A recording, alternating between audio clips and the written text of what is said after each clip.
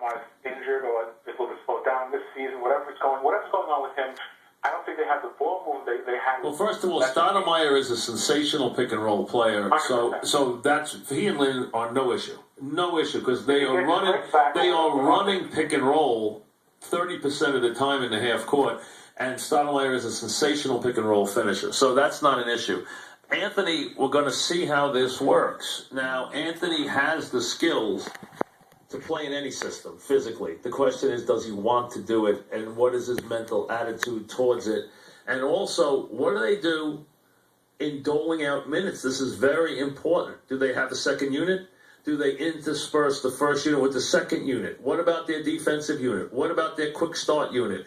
They have 3 or 4 different units to build. How many of them include the same guys? How many of them do not? What do you do when you get him off the floor? Do you go to now Baron Davis to play the point? You can't go to Shumpert. Or do you go to Anthony to play a point forward, which I think will foul up the works because it will take you out of the offense you've been running the 40 minutes Lynn's on the floor. So there are a lot of things that are really a very, very big issue for the coach here. He has to reconstruct every part of this team. Now, he could just say, I'm going to let it fly night to night, and I'm going to take it and feel it and see who goes with who what night, rather than developing a unit, a second unit, developing a playable second unit. Develop a second unit and give the keys to Baron Davis. In a variety of ways. You can mix and match every night and play it that way, or you can develop units. Bona fide second unit that comes in and destroys other teams' second units, because the Knicks now have that kind of depth, and a previous All-Star could run it. Good 10 deep now. Stop. And they do have 2 or 3 defensive players. Stop it. So it's not like they don't have anybody to play on the other end of the floor. They do. They can have a stop unit, except the stop unit can't score. That's one problem. It doesn't score. Good. So if you put Lynn with the stop unit, who's your 5th guy with the stop unit? Fields? Melo. Very limited. 4 defensive guys and Carmelo. Lynn, Fields, Jeffries, Chandler, Shumpert. Very limited unit. Offensively. Might be a very good defensive unit. Yeah, it doesn't So really is that work. a unit? The quick start unit is Novak and Smith for the instant offense, with Lynn to push the ball. With who else? Defenders?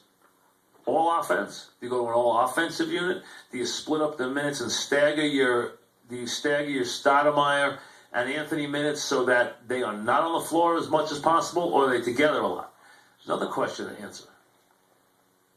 See, Lynn and Anthony are going to get close to 40 minutes apiece. So they're going to be on the floor a lot together. Stoudemire, you can play a little differently. He's probably going to do 32 minutes a night, most likely. So you can take it from there, and then you can put everybody in around that. It's interesting. It's going to be very interesting to watch. It really is. Dave in Atlantic City, what's up, Dave? Mike, just to piggyback what you're talking about right now, and that's the fascinating thing. It's basically like somebody sent D'Antoni an erector set to build, with all the requisite parts to build a Ferrari. Absolutely. And because technically speaking, I can't see where the sky's not the limit. I mean, if he does what he's supposed to do, the MSG ceiling is suddenly going to find itself eye to eye with that other landmark up on Fifth Avenue. I mean, the pieces are there. I call my dad and talk about this, and my dad's getting up there in years, and he says, "Oh, they don't have a legitimate center." Yeah, no, they only have the center that won, the Dallas Mavericks. They're on, but your dad's going to realize there are no legitimate. Well, that's why my dad's the way he perceives. Right. I mean, I understand. Well, there are no legitimate centers anymore. So that day is very gone. When he was in Orlando, he said, "Oh, they don't have Dwight Howard." I said, who does have Dwight? There's only one Dwight Howard in the league. That doesn't exist anymore. And he hasn't won any championships. That's it, Mike. That's the other issue. Proven that you want that guy anymore. No, it's not. It's you know what? It's not. It's a way to be pretty good. It's a way to 50 wins. It's not the way to a championship anymore.